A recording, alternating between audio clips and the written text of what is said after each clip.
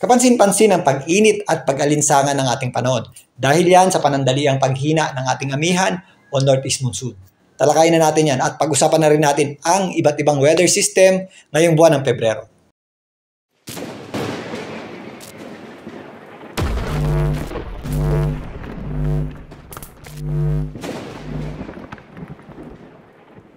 Welcome po muli sa Philippine Weather Trivia. Again, para po sa mga bago sa channel na to, ako nga pala si Alvin Pura, isang meteorologist at ang inyong weather tito. Bagamat may mga areas po na malamig pa rin sa gabi at madaling araw, significantly tumaas yung ating mga lowest temperature o nabawasan po ang lamig ng ating panahon. Mas naging mainit at malinsangan din sa tanghali. Dahil yan sa tinatawag nating monsoon break o ang paghina ng ating amihan o northeast monsoon. Pero hindi pa po tapos ang panahon ng amihan dahil ngayong Pebrero nga, isa pa rin yan sa mga weather system na posibleng makaapekto sa ating bansa. So narito ang mga weather system na posibleng makaapekto sa ating bansa ngayong buwan ng Pebrero. Siyempre nandyan pa rin po ang amihan. Although mahina sa ngayon at nasa ilalim na tayo ng tinatawag na monsoon break, may mga inaasahan pa tayong pagbugso nito sa mga susunod na araw at linggo. Pero mababawasan na ang frequency o dalas nito. Lalo na sa pagpasok ng buwan ng Marso, kasabay nito ang tuluyang pag-init at alinsangan ng ating panahon. At syempre dahil nga mahina yung ating amihan at wala tayong bagyo o iba pang prevailing weather system sa ating bansa, nandyan yung ating default weather system,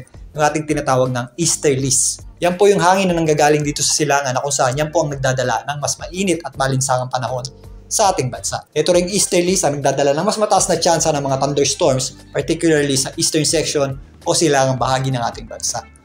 Para naman sa bagyo, dahil nga malamig ang ating panahon, bihira po ang mga bagyo kapag buwan ng Pebrero. Ayon sa Pag-asa, 0 to 1 ang ating inaasahang posibleng pumasok o mabuong bagyo sa loob ng ating Philippine Area of Responsibility ngayong buwan ng Pebrero.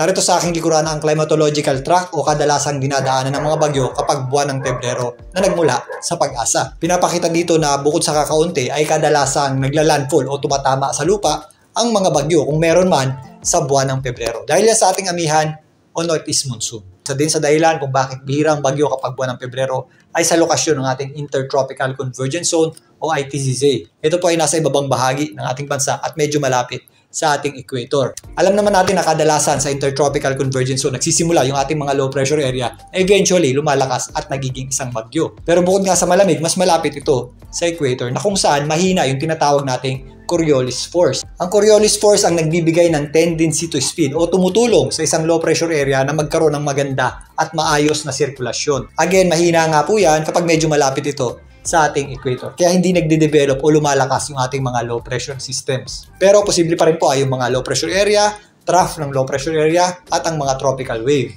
Kaya itong mga ganitong klaseng weather system ay nagpapaulan sa ating bansa, particularly dito sa ibabang bahagi o southern part ng ating bansa. At syempre, dahil nandyan pa rin yung ating amihan at yung ating easterlies, posible pa rin makaapekto sa ating bansa ang shear line ngayong buwan ng Pebrero. Ito ang salubungan ng malamig na hanging amihan at mas malinsangang hangin ng ating easterlies. Ito pong shear line ay kadalasan nagpapaulan dito sa eastern section ng ating bansa. Pero kasabay ng paghina ng ating amihan o northeast monsoon, mababawasan din yung frequency o dalas nitong ating tinatawag na shear line. Pero again, posible pa rin po itong magpaulan sa ating bansa ngayong buwan ng Pebrero. So to summarize, bihira po ang bagyo kapag buwan ng Pebrero, pero nandyan pa rin po yung ating mga low pressure area, trough ng low pressure area at yung ating tinatawag ng tropical wave, kagaya nitong mga kaulapan dito sa southern portion ng ating bansa. At syempre, bagamat malinsangan ang ating panahon ngayon at nasa ilalim nga tayo ng tinatawag na monsoon break o medyo mahina yung ating amihan o northeast monsoon, panahon pa rin po ng amihan ang buwan ng Pebrero. Babalik pa rin po yung ating amihan o northeast monsoon at makakaranas pa rin tayo ng pagbaba ng ating temperatura